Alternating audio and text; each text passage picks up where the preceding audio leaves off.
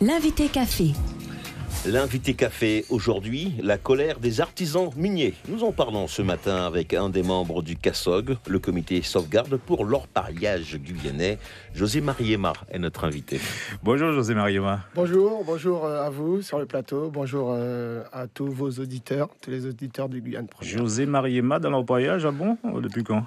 Ça a fait un moment déjà qui me font l'orpaillage.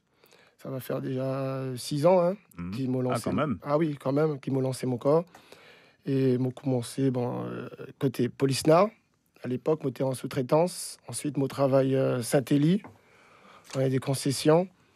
Et ensuite, m'ont fait 2 ans Grand Sentier. Et 2 ans galère, 2 ans misère.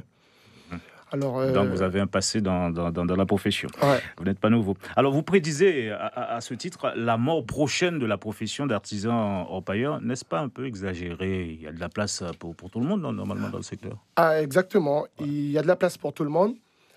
Pourquoi on se plaint et on dit la mort des artisans? On prend un peu les chiffres par rapport à 2016-2017.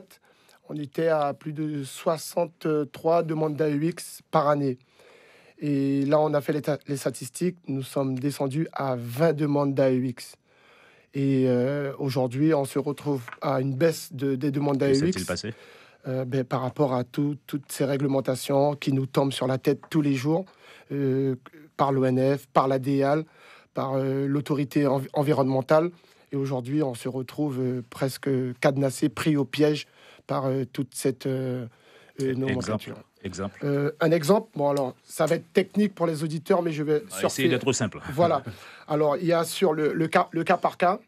Le cas par cas, ce sont des gros dossiers avec études d'impact qui ne sont pas à notre portée. Financièrement, des petits artisans comme nous, on ne peut pas répondre à des dossiers sur le cas par cas.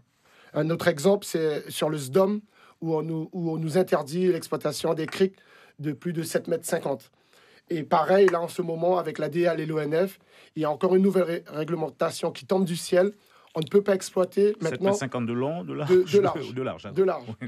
Et là, maintenant, on ne peut plus exploiter les criques en amont, les criques étroites. Ça veut dire on ne peut pas exploiter les 7,50 m. Et plus haut, on ne peut plus exploiter les petites criques étroites. Alors, on est entre des rouleaux compresseurs et on voit notre extinction. Les taux se resserrent. Alors sur le zonage,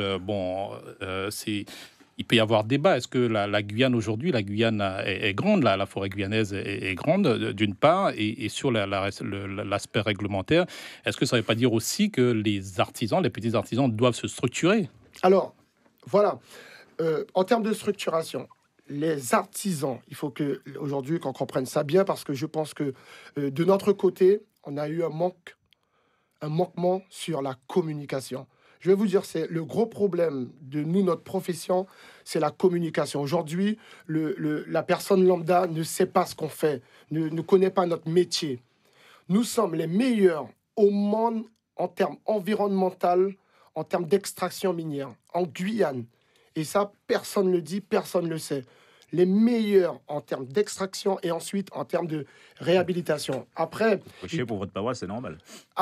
Oui, mais nous sommes réellement les meilleurs.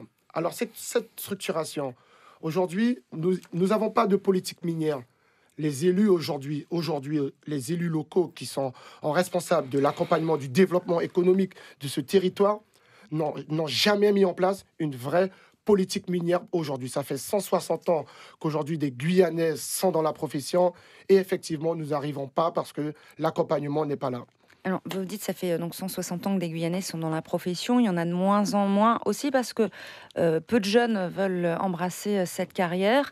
Est-ce que vous n'avez pas aussi un effort, vous, professionnels, à faire là-dessus sur l'accompagnement des futurs mineurs guyanais? Miniers, pardon. Ce qu'on veut, c'est notre volonté aujourd'hui d'accompagner les jeunes sur la formation, comment devenir minier. Aujourd'hui, nous avons un jeune, comme la dernière fois, il a parlé sur vos médias, M. Sullivan Léveillé. On essaye d'accompagner ces jeunes-là. Mais vous savez, c'est quoi? Aujourd'hui, quand un jeune vient dans la mine, tout de suite, il est prêt à partir. Soit par l'administration, par l'État, ça y est, il est déjà un voyou. Ou de l'autre côté, pris au piège par les clandestins et se fait braquer. volés. Voilà ce qui nous arrive aujourd'hui, nous, les petits artisans miniers. Et c'est pour ça que nous allons nous battre et nous allons rien lâcher.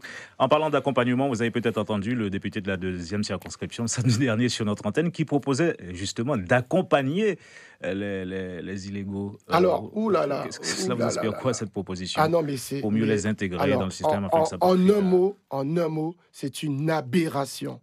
Mais comment... C'est ce que fait le Suriname avec des résultats. Mais est-ce que vous savez ce qui se passe au Suriname? Vous savez comment ça se passe? Moi, j'y suis allé. Parce que pour aller à Grand-Santi, je devais malheureusement passer par le Suriname, prendre un avion, arriver sur une commune du Suriname pour ensuite reprendre un canot et arriver chez moi en France, à Grand-Santi. Et je survolais tout le temps le Suriname. J'ai été visiter des mines données pour les Surinamiens, mais c'est une aberration écologique, une aberration humaine. Les gens sont empilés l'un sur l'autre, les gens s'entretuent, et surtout les gens utilisent comment on appelle ça encore? Mercure. Et oui, et nous les Guyanais là, qui travaillent en la mine, on n'utilise pas ça. Nous, on est 100% naturel. Il faut bien combattre le phénomène. C'est une idée comme une autre, on va dire. Pour moi, autant qu'élu, vous devez d'abord accompagner vos chefs d'entreprise, vos artisans guyanais. Et aujourd'hui, je trouve qu'il y a un manquement au niveau des élus. Venez derrière nous, soutenez-nous. Les clandestins, il faut les éradiquer de la forêt. Il faut qu'ils partent de nos forêts. Mais il n'y a pas d'autre solution. Il faut qu'ils partent. Vous savez, je vais parler du plan Harpie. Harpie aujourd'hui, c'est bien, on parle de baisse des chiffres de temps en temps. Mais quand on vient en forêt, moi j'ai suivi des plans Harpie. On vient, on casse les moteurs et on laisse tout le monde en forêt. Toutes ces personnes-là restent sur notre territoire sans papier après avoir violé notre territoire. OK ? Alors à un moment donné, il faut que ces gens-là soient reconduits chez eux. Alors, à ce propos, José Mariema, votre action de jeudi dernier devant la DEAL était quelque peu, on va dire, surprenante. Vous dites subir tout cela depuis un certain nombre d'années. Pourquoi avoir attendu autant de temps pour vous manifester? Eh bien voilà, ça fait des années que nous faisons des réunions avec la FEDOMG, des réunions avec l'ONF, la DEAL. On ne comprend pas. Aujourd'hui, il y a un livre de police qui est sorti, qui s'est tombé sur la tête. Des réunions. Et à un moment donné, on se dit, bon, regardez, on nous prend, nous battons pèlerin, et puis on nous monte chimère. Parce qu'à un moment donné, nous ne pouvons pas arrêter là comme ça, et puis pas qu'à nous, la tête pour nous travailler. Ce qu'on demande aujourd'hui à la DEAL, aux institutions administratives, c'est de nous donner des permis pour travailler. C'est ce qu'on demande. En respectant le cahier des charges. Les prochaines actions en vue? Ah, voilà. Alors, des actions, il y en aura. Oui, le CASOG. Où, quand, comment? On ne va pas le dévoiler tout de suite, mais c'est clair, mais je vous le dis, c'est clair qu'on descendra encore et on fera des actions pour montrer notre mécontentement. Merci José Mariema d'avoir répondu à nos questions ce matin. Suivez l'info sur Guyana Première, télé, radio et Internet.